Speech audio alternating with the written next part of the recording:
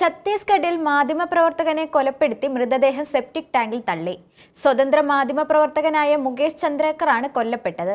ഈ മാസം 1-ാം തീയതി മുതൽ കാണാതായ മുകേഷിനെ വെള്ളിയാഴ്ച ബിജാപൂർ ജില്ലയിലെ ഒരു സ്വകാര്യ കരാറുകാരനായ സുരേഷ് ചന്ദ്രേക്കറിന്റെ ഉടമസ്ഥതയിലുള്ള സ്ഥലത്തെ സെപ്റ്റിക് ടാങ്കിൽ നിന്ന് മൃതദേഹം കണ്ടെത്തുകയായിരുന്നു.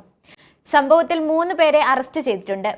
സുരേഷ് ചന്ദ്രേക്കറിനെതിരെ മുകേഷ് നടത്തിയ അന്വേഷണാത്മക റിപ്പോർട്ടിൽ ബസ്കറിലെ റോഡ് നിർമ്മാണ പദ്ധതിയിലെ ക്രമക്കേട് തുറന്നുകാട്ടിയിരുന്നു. ഇതിന് പിന്നാലെയാണ് മുകേഷിന്റെ കൊലപാതകവും.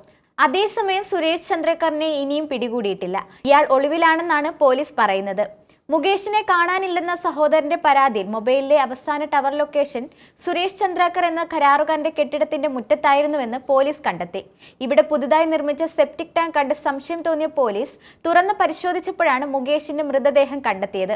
കസ്റ്റഡിയിലെടുത്തവരെ ചോദ്യം ചെയ്തു വരികയാണെന്നും മുകേഷിന്റെ മരണത്തിന് അദ്ദേഹത്തിന്റെ സമീപകാല വാർത്താ റിപ്പോർട്ടിങ്ങുകളുമായി ബന്ധമുണ്ടോ എന്ന് അന്വേഷിക്കുന്നുണ്ടെന്നും പോലീസ് വ്യക്തമാക്കി. മുകേഷിന്റെ കൊലപാതകത്തിൽ എഡിറ്റേഴ്സ് ഗിൽഡ് അടക്കം മാധ്യമ സംഘടനകൾ ശക്തമായ പ്രതിഷേധം അറിയിച്ച് രംഗത്തെത്തി.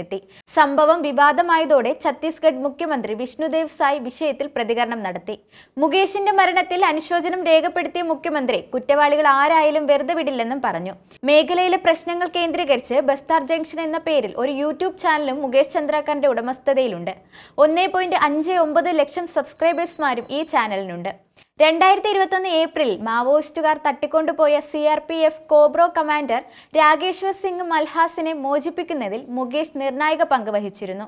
ഇതിൽ സംസ്ഥാന പോലീസിന്റെ പ്രശംസയും ഏറ്റുവാങ്ങിയിട്ടുണ്ട്.